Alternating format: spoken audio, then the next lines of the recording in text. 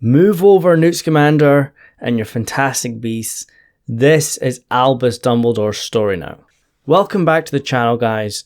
There's no secret that the Fantastic Beasts series is moving into a direction that is more focused around Jude Law's Albus Dumbledore. So in this video, let's talk about the character of Albus Dumbledore in Fantastic Beasts 3, his family, their secrets, and how it's all going to impact the series. But before we start, make sure you subscribe for all the brand new Fantastic Beasts 3. All the Secrets of Dumbledore stuff will be here, including brand new character posters that are going to drop any day now, as they are currently on the official website, but right now we can't see them, but it's in the coding, and I've got a strong feeling about Monday, but we'll talk about that when it comes. But first, let's talk about Albus Dumbledore and the Secrets of Dumbledore. So yeah, the first film name-dropped Albus Dumbledore, and his ex-boyfriend Gellert Grindelwald was the main villain. And from there, all us Wizarding World Harry Potter veterans, they knew that Dumbledore would soon be joining the fold, as his history of Grindelwald goes as far back as the very first book, all the way back to Philosopher's Stone, when Harry gets his chocolate frog card, when he gets the Albus Dumbledore famous witches and wizards card. It mentions the legendary duel between Albus Dumbledore and Gellert Grindelwald. And of course, the Deathly Hallows book dived right into their history. So yeah, Fantastic Beasts is kind of a Dumbledore prequel now. None of us were shocked when Jude Law was cast as Dumbledore in Fantastic Beasts 2, and parts of Dumbledore's history with Gellert Grindelwald were explored, including the brand new Blood Pact, his so-called secret brother Aurelius Dumbledore. And now the third film is named after the man, The Secrets of Dumbledore. But what are those secrets? Well, I'm going to tell you. But like I've mentioned, it's much more than just Albus. It includes his entire family. Like I said, basically Fantastic Beasts is becoming a Dumbledore prequel, and there's going to be a large focus on the character of Albus and the entire Dumbledore clan. And I think most of us agree that Jude Law was one of the best parts of the Crimes of Grindelwald.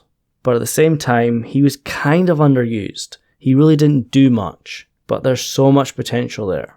And during the period between the second and the third film, when nothing was happening, there was so much talk about them going into a direction that would include more Albus Dumbledore and more familiar elements of the Harry Potter series, including familiar locations like Hogwarts.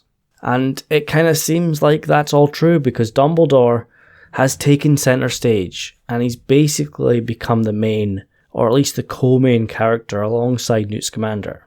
And now Dumbledore is on the move. He will no longer hide away at Hogwarts. He will be in action. He will definitely be in Bhutan and Berlin. Dumbledore has set up his team to stop Grindelwald's election as a supreme mugwump, the head of the International Confederation of Wizards. And Grindelwald would use his power, position and popularity to start a war against the Muggles, with the outcome of the magical community taking over the world and forcing the Muggles into subservice. But Albus Dumbledore, Newt Scamander and their team stand in his way. And alongside Albus, they will be joined by Dumbledore's real brother, Aberforth. Not exactly sure if we're going to get flashbacks to Godric's Hollow and Ariana Dumbledore's death, but I imagine the scenes between Albus and Aberforth in the present Fantastic Beasts timeline will explain much of it, or at least hint at what could be revealed later. Like we all know the endgame is Dumbledore versus Grindelwald in the legendary duel of 1945. But right now, we are in the 1930s, so that's a long way off. And a lot needs to happen before we get to that point in Fantastic Beasts 5. But I do think Dumbledore and Grindelwald will meet face to face in this movie. Critics of the second film felt that was a missed opportunity. Grindelwald and Dumbledore never met, and the character of Dumbledore just sat around at Hogwarts. Obviously, there's a story reason about this. Dumbledore and Grindelwald went their separate ways in 1899. But I've got a feeling the filmmakers don't want to miss out on the opportunity of having these great wizards on screen together. And just because they went their separate ways in 1899, that does not mean they didn't meet again until 1945. It's possible this meeting in Fantastic Beasts 3 might be the first time. They might have been meeting in secret. I strongly feel they have to meet in this film, for the sake of the story and for the fans that are longing to see it. But it's not going to be the end. Neither of them will defeat each other. And obviously they can't fight right now because of the Blood Pact situation. Like I said, Crimes of Grindelwald was set in 1927, and at least 3 years have passed, maybe more, because all we know is this film is set in the 1930s. And the Blood Pact is still active. Dumbledore has not destroyed it. He shows it off in the trailer, and it looks like he has failed to destroy it, because the Blood Pact is tough, and it's even fighting back. If you look closely, you can see wounds on Dumbledore's forearm, likely the Blood Pact wrapping itself around him whenever he tries to destroy it. But obviously, this is Albus Dumbledore. He will have a plan. And I've always felt the Blood Pact is being kept in a very safe place for Dumbledore, inside the Golden Snitch, which, from Harry Potter, we know has flesh memory, and I think it only opens to Dumbledore's touch. And just like Grindelwald, Dumbledore is keeping the Blood Pact close by. He's keeping it safe, and he's waiting for the opportune moment for when it can be destroyed. I don't think he's able to do it himself, even with all his power and knowledge. It looks like he needs an external source of power. That could perhaps be Credence's obscurial powers, which we know are off the charts. And it's likely that Grindelwald has taught him a thing or two between Fantastic Beasts 2 and 3. He gave him a wand, he's likely taught him how to use it, and how to fight. I don't think he's super skilled, he's not on Dumbledore's level, but he has the obscurial powers, and perhaps they could destroy the Blood Pact. And then there's the Elder Wand. The Elder Wand, which is currently owned by Gellert Grindelwald, he is the master of the Elder Wand, and we know the Elder Wand can do magic that other wands cannot, like repair wands, as we saw in Harry Potter, when Harry repaired his Phoenix Wand. So perhaps Dumbledore needs the Elder Wand. But Dumbledore does not become the master of the Elder Wand until 1945, so I don't think that's the case, unless Grindelwald accidentally destroys the Blood Pact with the Elder Wand. But yeah, I've got a feeling it has to involve Grindelwald. I feel both him and Albus Dumbledore need to be there at the same time to destroy it. Either they both have to use the spell to destroy it, or some sort of plot twist happens. But no matter what, I think the Blood Pact will go in this film, because it kind of holds them back. It kind of restricts the story and Dumbledore's actions, so I think it has to go. And then Dumbledore and Grindelwald are free to fight. But I don't think it's that simple. This is a global wizarding war now. It's much more than just one man versus the other. Because Grindelwald is a hero, a revolutionary to some. They need to defeat what he stands for, his ideals. And don't forget, Dumbledore and Grindelwald have history together. They were once allies, who planned on gathering the Deathly Hallows and taking over the world for the greater good. And obviously we cannot forget that Dumbledore loved Grindelwald when they were younger. And from the Mirror of Erised scene, I think we can safely say Dumbledore still has feelings for Grindelwald.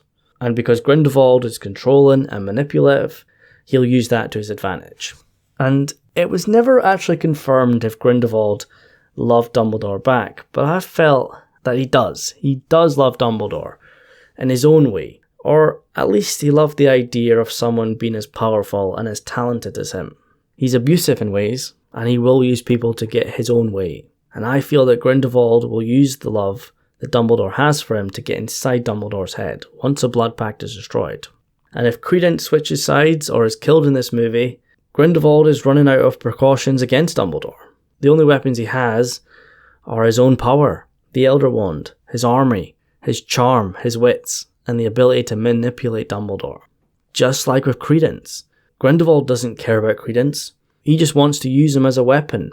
He just wants the Obscurus.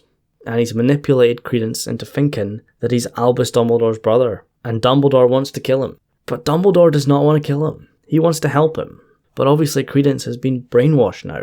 And both members of the Dumbledore family will fight in the streets of Berlin. We have saw that in the trailer. But by the end, I think Credence turns his back on Grindelwald, once the secrets of Dumbledore have been revealed. And these secrets are Dumbledore and Grindelwald's love, the truth of Ariana Dumbledore, and the fact that she was an Obscurial just like Credence, and was killed in the infamous three-way duel. The history of Albus Dumbledore and his brother Aberforth, and the true identity of Credence, Barebone, Aurelius Dumbledore. I think it's obvious to say he is not Dumbledore's brother. That does not match up to what we know. It just can't work. So I don't think he's Dumbledore's brother, like Grindelwald says. Either Grindelwald is lying, or Grindelwald doesn't know the full truth. I think it's pretty obvious who Credence is, and if you don't want to know, make sure you don't watch any further. I think the truth is Credence is Aberforth's son. Seems pretty obvious now to me. Aberforth is making his first appearance in the series, and there's no way that Credence could be their brother. He has to be Aberforth's son. He can't be Dumbledore's son, he can't be Ariana's son, but he can be Aberforth's. Because really we don't know much about Aberforth. He's a bit of a recluse. So I think it's very obvious, and very likely, that he's Aberforth's long-lost son. Not Dumbledore's brother, but rather his nephew.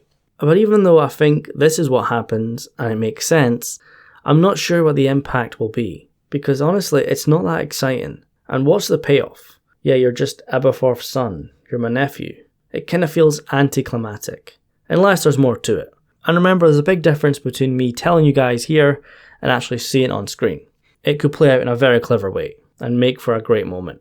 And I suppose it does add a lot to the Aberforth character, as like I said, we don't know much about him. And it could explain why he's a bit of a loner. He's lost his sister, he has a huge grudge against his brother, he blames him for all the stuff that went wrong, and he's got a secret son that was shipped off to America. And I think Aberforth's introduction is one of the elements I'm most excited for, because you guys know that Dumbledore is my favourite character from Harry Potter, and I'm here for Jude Law's version in this series. That's what I'm most interested in. And the conflict with his brother Aberforth is something that really interests me. We've known they've been at odds for years. Like I said, Aberforth blames Albus for what happened to Ariana, and if you think about it, he's kind of right. He even goes as far as to punch his brother at their sister's funeral. And even though they've been in contact for years, and Aberforth has helped his brother out, they're at odds, and Aberforth holds a deep grudge. Just go back to the trailer, when they're in the Hogshead pub. Aberforth says to his brother, something along the lines of, off to save the world again, are we? Basically, Dumbledore's priorities are out there. He's more interested in saving the world than his own family. And even though that's not who Dumbledore is now, he knows his mistakes, he's trying to make up for them. But like we've seen from Harry Potter, Harry tells Aberforth that Dumbledore regretted all that happened. And when he was at his weakest moment, drinking the dark potion, it was his family that he cared more about. He wanted to die in their place. And I think that made Aberforth finally realise his grudge was not worth it. And he made peace with his dead brother. And going back to Fantastic Beasts 3 now, I hope this is not the last of Aberforth in the series. Because like I said, I'm so invested in the Dumbledore brother dynamic. We have to see that scene when Aberforth punches his brother. Or at least some reworked version. But yeah, I'm kind of getting sidetracked. But yeah, I think Credence will join his brother and uncle, but it's possible he doesn't make it out of this film. And if Credence has to go, then it has to be Grindelwald that kills him. Which makes another reason for Dumbledore to stand against Grindelwald, to put their love aside. Like I said, he's seen his mistakes of the past, and many people have placed all their hope in Albus Dumbledore being the one to defeat Grindelwald. And that's what he's doing in this film. He set up his team to stop Grindelwald's election as the Supreme Mugwump, a job which one day Dumbledore will hold in the future. Maybe this film leads to that job, or perhaps the defeat of Grindelwald in 1945. But for now, Dumbledore has a lot on his plate, and I'm glad that unlike the last film, we will see the great man in action himself. And I think Jude Law will deliver. And like I've told you guys for months now, if not longer, a lot of the promotion will be based on him and his star power. And moving on, I feel he will be the joint main character alongside Newt. It's basically a Dumbledore prequel now, like I've said so many times. But I've rambled so much in this video, it's been so long, so it's time to end it. So guys, make sure you post your thoughts on Albus Dumbledore, his relationship with Gellert Grindelwald, his family, Aberforth, Ariana, Aurelius, and of course the secrets of the Dumbledore family. But yeah, like I said, brand new character posters are coming. Of course I will break that down when they drop, so expect more videos. But yeah, it's time to go, so I'll say thank you so much for watching, subscribe for more videos, and I'll see you soon.